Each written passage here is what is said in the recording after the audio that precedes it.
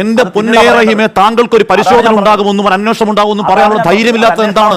താങ്കൾ ഒരു MP അല്ലേ? താങ്കൾ ഡിവൈഎഫ്ഐയുടെ ഒരു പ്രധാനപ്പെട്ട നേതാവല്ലേ? എന്ത് കഷ്ടമാണ്! ഏതൊരു ചെറിയ കാര്യത്തിലും നിങ്ങൾക്ക് വലിയൊരു ഗൂഢാലോചനാ സിദ്ധാന്തം കൊണ്ടുവരണം, ഒരു ഉദ്വേഗം ജനിപ്പിക്കണം. അങ്ങനെ ഉദ്വേഗം ജനിച്ചത് തിരഞ്ഞെടുപ്പ് റിസൾട്ട് അനൗൺസ് ചെയ്യുന്നത് മുതൽ എല്ലാ കാര്യത്തിലും ഒരു ഉദ്വേഗം ജനിപ്പിക്കുക, ആ ഉദ്വേഗത്തെ മാർക്കറ്റ് ചെയ്യുക. ഇത് നിങ്ങളുടെ വാർത്താ സ്ട്രാറ്റജിയാണ്. മനസ്സിലാക്കി കളഞ്ഞല്ല.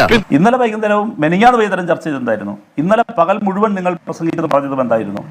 പറഞ്ഞത് മുഖ്യമന്ത്രി മലപ്പുറം ജില്ലയെ അവഹേളിച്ചിരിക്കുന്നു, മുഖ്യമന്ത്രി തീവ്രവാദം അതോടൊപ്പം തന്നെ ഈ ആന്റി നാഷണൽ എന്ന് പറയുന്ന ഒരു സ്റ്റേറ്റ്മെന്റിലൂടെ തെറ്റായൊരു നിലപാട് സ്വീകരിച്ചിരിക്കുന്നു എന്ന് വിദ്വേഷജനകമായ വാർത്ത ഒരു പകൽ മുഴുവൻ നിങ്ങൾ സംപ്രേഷണം ചെയ്തു.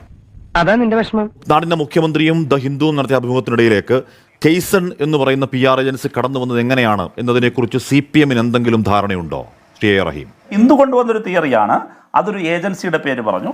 ആ ഏജൻസിയാണ് ഞങ്ങളെ ചുമതലപ്പെടുത്തിയത്, ഞങ്ങളോട് സമീപിച്ചത്, അവർ പറഞ്ഞത് പ്രകാരം ഞങ്ങൾ കൂട്ടിച്ചേർത്തു. എന്താ പറ്റിയെന്ന് ഒരു പിടിയില്ല സാറേ. ഇതിലെ പ്രശ്നം മുഖ്യമന്ത്രിയുടെ ഇന്റർവ്യൂവിന്റെ സമയത്ത് ഈ രണ്ടുപേരുണ്ടായിരുന്നു ശ്രീ റഹീം. ആ രണ്ടുപേരില്ല എന്ന് മുഖ്യമന്ത്രി ഓഫീസ് പറയണ്ടേ? കീസൺ എന്ന് പറയുന്ന PR കമ്പനി ഞങ്ങൾക്കറിയില്ല എന്ന് പറയണ്ടേ? ഇപ്പോൾ റഹീം പറയുന്നത് പോലെ ഇതൊക്കെ ഹിന്ദുവിന്റെ വെർഷനാണെങ്കിൽ ഈ പറയുന്ന നാടിനെ മുടിപ്പിക്കാൻ നടത്തിയ ഈ ശ്രമം നടത്തിയ കേസിനെതിരെ ഞങ്ങൾ കേസിന് പോകുന്നു എന്ന് പറയണ്ടേ? ഒരക്ഷരം മിണ്ടുന്നില്ലോ റഹീം, എന്തുകൊണ്ടാണത്? നിങ്ങളത് റിലയൻസിൻ്റെ ആളാണെന്ന് പറഞ്ഞു. എന്നിട്ട് ഹാഷ്മി പറഞ്ഞപ്പോൾ അത് CPMന്റെ ഒരു മുൻ നേതാവിൻ്റെ മകനാണെന്ന് പറയപ്പെടുന്നു എന്നാണ്. അങ്ങനെയാണ് നിങ്ങൾ 24-ലാണ് നിങ്ങൾ റിലയൻസ് ആണെന്ന് നിങ്ങൾക്ക് ഉറപ്പിക്കുന്നു. CPMന്റെ മുൻ MLA ദേവകുമാറിന്റെ മകനാണ്. ഐപാക് എന്ന് പറയുന്ന നേരത്തെയുള്ള വലിയ PR ഏജൻസിയിൽ പ്രവർത്തിച്ചിരുന്ന ആളാണ്. ഇയാൾ മുഖ്യമന്ത്രി അഭിമുഖം നടക്കുമ്പോൾ ഈ പറയുന്ന കേസിന്റെ പ്രതിയായി മുഖ്യമന്ത്രിക്കൊപ്പം ഇരിപ്പുണ്ട്. എന്തിനാണ് റഹീം? എനിക്കറിയില്ല. അങ്ങ് കേൾക്കേ, അല്ലല്ല, അങ്ങ് വെയിറ്റ് ചെയ്യുക. അത് ഹിന്ദു പറഞ്ഞതാണ്, അത് ഹിന്ദു പറഞ്ഞതാണ്, അത്രേ ഉള്ളൂ. അത് അവിടെ നിൽക്കട്ടെ.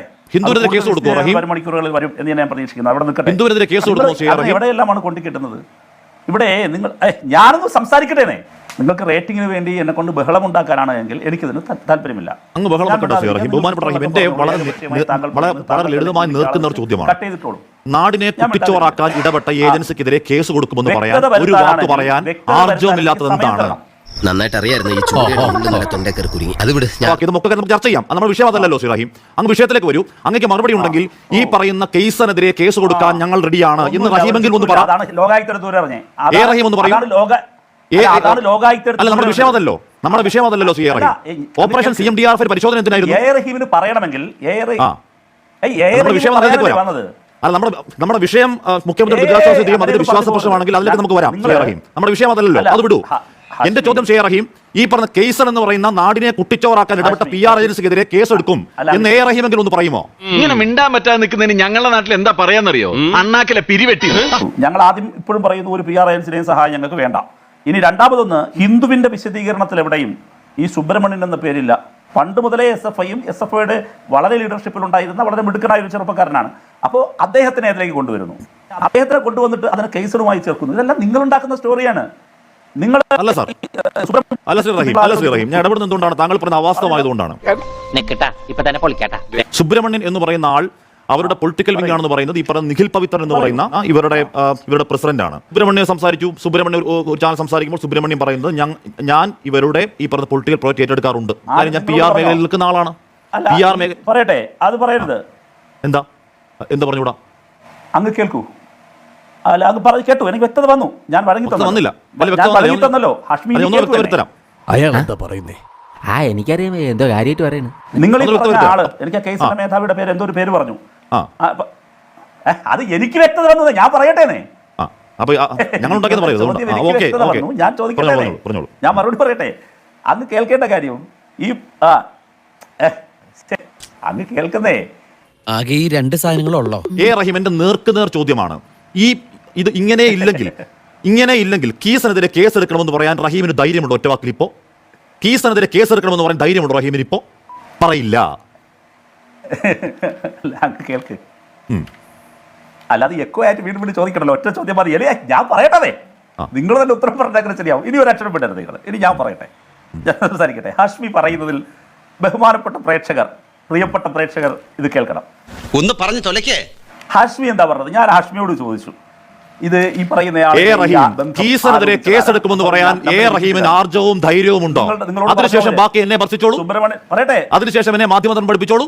കീസനെതിരെ കേസെടുക്കണമെന്ന് പറയാൻ നിങ്ങൾക്ക് നാടിന്റെ മുഖ്യമന്ത്രി പറയാത്ത കാര്യം ഒരു ദേശീയ ദിനപത്രത്തിൽ ഉൾപ്പെടുത്തിയ ഈ പറയുന്ന സംഘങ്ങൾക്കെതിരെ കേസെടുക്കുമെന്ന് പറയാൻ റഹീമിന് മിനിമം ധൈര്യമുണ്ടോ ഒരു രാജ്യസഭ എം പി എന്ന നിലയ്ക്ക്? വെറുതെ ധൈര്യം ആളെ കൊല്ലാൻ നോക്ക. എന്റെ ആദ്യം മുതലുള്ള ചോദ്യമാണിത്. താങ്കളത് പറയില്ല, താങ്കളത് പറയില്ല. എന്തുകൊണ്ടാണ്? ഇനി നിങ്ങൾ സംസാരിക്കാതിരിക്കും, ഞാൻ പറഞ്ഞോട്ടെ, ഞാൻ പറയട്ടെ. ബഹളം വെക്കാതിരിക്കേ, നിങ്ങൾ ബഹളം വെക്കാതിരിക്കും മനുഷ്യ. ഞാൻ പറയുന്ന കേൾക്കുങ്ങള്, നിങ്ങൾ ഇടയ്ക്ക് ഇടപെട്ടാൽ ഞാൻ ചർച്ച ബഹിഷ്കരിച്ച് പോകേണ്ടി വരും. ഇടപെടരുത്. അങ്ങനെ ഒരു മറുപടി ഇല്ലെങ്കിൽ താങ്കൾക്ക് ചെയ്യേണ്ടി വരും. അപ്പൊ മുതലാളിക്ക് ഇത്ര നേരമായിട്ട് മനസ്സിലായില്ലേ, ഇവൻ പൊട്ടനാണ് മുതലാളി. ഇവിടെ കീസനെതിരെ കേസെടുക്കാൻ എന്ന് ഒറ്റ വാക്കിൽ താങ്കൾക്ക് പറയാവുന്നേ ഉള്ളൂ. ഈ കേസിനെതിരെ നാടിന്റെ മുഖ്യമന്ത്രി പറയാത്തവർക്കെതിരെ കേസെടുക്കണം എന്നൊരൊറ്റ വാക്കിൽ റഹീമിന് പറയാവുന്നേ ഉള്ളൂ, മുഖ്യമന്ത്രി ഓഫീസിൽ പറയാവുന്നുള്ളൂ. അതിന് മറുപടി ഇല്ലാത്തതുകൊണ്ടാണ് റഹീം എന്തല്ലോ ഇങ്ങനെ പറഞ്ഞുകൊണ്ടിരിക്കുന്നത്. ജസ്റ്റ് രണ്ട് വാക്യം ചോദിക്കുന്നു റഹീം. കീസിനെതിരെ കേസെടുക്കണമെന്ന് പറയാതിരിക്കാൻ മാത്രം നിങ്ങളുടെ കാലിൽ കെട്ടിയിരിക്കുന്ന എന്താണ് റഹീം? ഒന്നുമല്ല ഒന്നും പറഞ്ഞുകൊണ്ടിരിക്കുന്നത്. ഉത്തരം പറയാൻ ഇല്ലാത്തതുകൊണ്ടാണ് ബഹിഷ്കരണം. നിങ്ങൾക്കാണ് മറുപടി ഇല്ലാത്തത്. എന്താണ് നിങ്ങൾക്കാണ് മറുപടി ഇല്ലാത്തത്? ഇയാൾക്ക് ഭ്രാന്ത. ഞങ്ങൾക്ക് അങ്ങനെ ഒരു PRANC ഏൽപ്പിച്ചിട്ടില്ല, അതുകൊണ്ട് ഞങ്ങൾക്ക് ഇങ്ങനെ കേസ് കൊടുക്കേണ്ട കാര്യമില്ല. ഈ പേര് കേസിന്റെ പേര് ആരോപിച്ചത് ഹിന്ദുവാണ്. ഹിന്ദുവിന് വേണമെങ്കിൽ ഹിന്ദു കേസ് കൊടുത്തോട്ടെ. കേരളത്തിന്റെ മുഖ്യമന്ത്രിക്ക് ഒരു PRANC കാര്യമില്ല. റഹീം, എന്റെ ചോദ്യം അതാണ്. ദ ഹിന്ദു എന്ന് പറയുന്ന പാരമ്പര്യമുള്ള കേരളത്തിലെ ഇന്ത്യ രാജ്യത്തെ ഏറ്റവും പ്രധാനപ്പെട്ട പത്രം ഇന്നലെ പറയുന്നു, ഇന്ന് അവർ അവരുടെ പത്രത്തിൽ അവരുടെ രേഖാമൂലം അവർ എഴുതിയിടുന്നു. കേസൺ എന്ന് പറയുന്ന ഒരു PR ഏജൻസി അവരെ സമീപിച്ചു. മുഖ്യമന്ത്രി പറയാത്ത സംഘപരിവാർ വെർഷൻ എഴുതി ചേർക്കാൻ അവരെ ഒരാൾ രേഖാമൂലം എഴുതി കൊടുത്തു. അവർ ഇത് പൊതുസമക്ഷത്തുള്ള കാര്യമാണ്. നാടിന്റെ മുഖ്യമന്ത്രിക്കെതിരെയാണ് കൊടുത്തിരിക്കുന്നത്. റഹീമിന് കേസില്ല, മുഖ്യമന്ത്രിയുടെ ഓഫീസിന് കേസില്ല, CPM കേസില്ല. റഹീമെ മനസ്സിലാവുക നാട്ടുകാർ കാര്യം. ഞാൻ ഉപദേശിക്കുന്നു കരുതരുത്, മുതലാളി ഒരു ചെത്തിയാണ്. ഏർപ്പെടുത്താത്ത ഒരു കമ്പനി കേസ് കൊടുക്കേണ്ട കാര്യം ഞാൻ പറയാം. ഹിന്ദു പറയുന്നത് മുഖ്യമന്ത്രിയുടെ അഭിമുഖം നടക്കുന്ന ഈ സമയത്ത് ഈ രണ്ടുപേർ മുഖ്യമന്ത്രിക്കൊപ്പം അവിടെ ഉണ്ട്.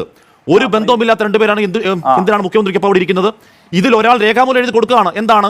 മലപ്പുറത്ത് കിട്ടുന്ന പണം മൊത്തം ദേശദ്രോഹ പ്രവർത്തനങ്ങൾക്കാണ് എഴുതി ചേർക്കണം ഓൺ ബിഹാഫ് മുഖ്യമന്ത്രി. ഹിന്ദു അങ്ങനെയാണ് ഹിന്ദു പറയുന്നതാണ്. എന്നാൽ ഹിന്ദുവിനെ നിയമ നടപടി സ്വീകരിക്കോ റഹീം? സ്വീകരിക്കണോ? പോട്ടെ, കേസ് നിങ്ങൾക്ക് അറിയാത്തവർ ഹിന്ദുവിനെ നിയമ നടപടി സ്വീകരിക്കോ റഹീം?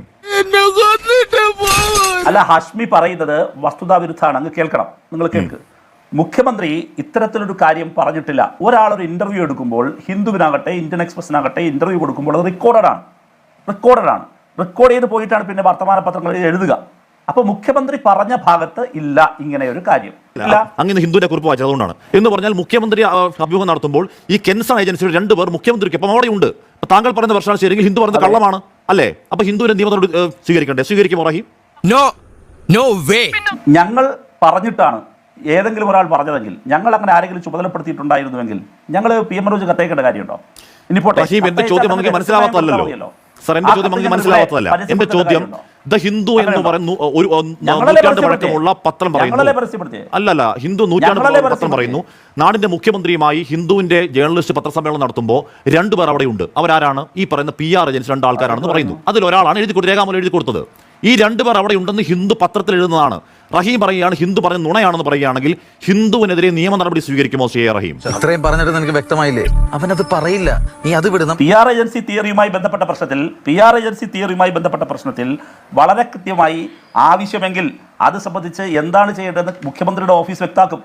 എന്റെ പൊന്നേ റഹീമെ, താങ്കൾക്ക് ഒരു പരിശോധന ഉണ്ടാകുമെന്നും അന്വേഷണം ഉണ്ടാകുമെന്നും പറയാനുള്ള ധൈര്യമില്ലാത്തത് എന്താണ്? താങ്കൾ ഒരു MP അല്ലേ? താങ്കൾ DYFIയുടെ ഒരു പ്രധാനപ്പെട്ട നേതാവല്ലേ? നാടിനെ ബാധിക്കുന്ന ഇത്ര ഗുരുതരമായ പ്രശ്നത്തിൽ ഒരു പരിശോധന ഉണ്ടാകും, ഒരു അന്വേഷണം ഉണ്ടാകുമെന്ന് പറയാനുള്ള ധൈര്യമില്ലാത്തത് എന്താണ്? അത് തിരുത്തുന്നത് എന്താണ് താങ്കൾ? എന്ത് കഷ്ടമാണ്. ഞാൻ ഇങ്ങനൊരു ദുരന്തനായി പോയി.